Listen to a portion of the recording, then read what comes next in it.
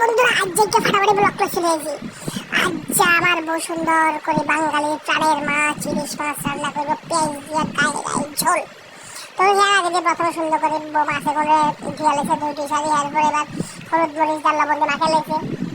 আর এত বড় বড় পিস মানে বাঁধা করলে এক থাল ভাত এমনি বাঙালি খাইতে পারে, এটা হলো বাঙালির সবচেয়ে প্রিয় মাছ।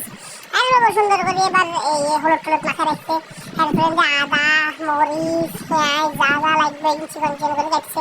তো বেগুন দিয়ে অনেক দিনে খাইছেন পেঁয়াজ দিয়ে ঝোল, কয়জন খাইছেন আমি জানি না। তো এবার এটাই প্রথম খাই পেঁয়াজ দিয়ে ঝোল, কিন্তু স্বাদ লাগছে।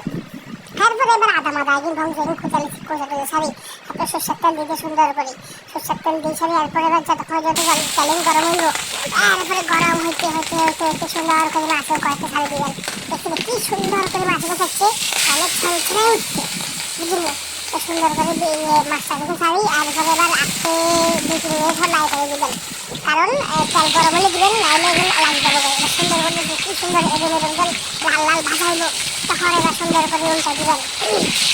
এবং 2-3 দফা উল্টে নেবেন, উল্টে সারি। এরপর সুন্দর করে তেলে নেবেন, তেলে উল্টে সারি। এরপর এবার এই কিটা করবে একটু তেলও রাখি দিবেন লগে, কারণ তেল দেখাতে হেভি মজা।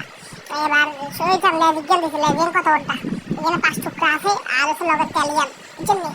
তারপরে এবার তেলও করতে রাখছে, তেলিয়া বিরক্ত না এর বুঝছেন। তারপরে এবার সুন্দর করে তেজপাতা দিই, তারপরে যা যা কোথায় রাখছিল এইগুলো, কিন্তু আগে দিয়ে লবণ দিয়ে রাখা এসেছিল, তাই কিন্তু কিনলে লবণ দিয়ে রাখা হয়েছে, লবণ দিয়ে রাখলে নরম হয়ে যায়। তারপর সুন্দর করে সারি দিতে কড়াই দিতে, এরপরে লাড়ি সারি। এবার আমরা স্বাদ মতো লবণ দিয়ে দিলাম, হালকা করে লবণ দিয়ে দিবেন স্বাদ মতন। এরপরে এবার দাদা মশলা আছে এইগুলো এবার বাড়িতে সুন্দর করে আগে দিয়ে গুঁড়লে মানে কত নাটক শুনতে পারো নেবার। এরপরে এবার হত হলুদ দিয়ে দিল, এরপরে মরিচ দিয়ে দিল, জিরা ধুন্না দিয়ে দিল, জিরা ধুন্না দিই। এরপর সুন্দর করে লাড়ি ছাড়িয়ে নেই। এবার কড়াইতে ঢালিয়ে লেছে, আর বুঝলাম না হে তো ঘুরিয়ে দিন কড়াইতে ঢাললো, এখানে একবারে ঢাললে কি তাই তো। আচ্ছা এরপরে এবার এখানে কথা কষাই মশা চারিজন তেল থাকছে, এরপরে জল দিছে করবেন, জল দিছে জলে টকবক করে। এরপর সুন্দর করে ইলি ফাঁসিয়ে ছাড়িয়ে দিবেন, কি সুন্দর লাগে সান। আর এখানে কিন্তু বেশি ভাজা না, করকর ভাজা করে না, করকর ভাজা হলে খেতে লাগবে না। এবার দেখছেন কি সুন্দর, এই কিন্তু গোড়া এক থাল ভাত খেতে পারবেন, এই কি সুন্দর লাগে দেখছেন, একদম তেল। থ্যাংক ইউ, ভিডিও ভালো লাগলে শেয়ার করে দিন, ধন্যবাদ।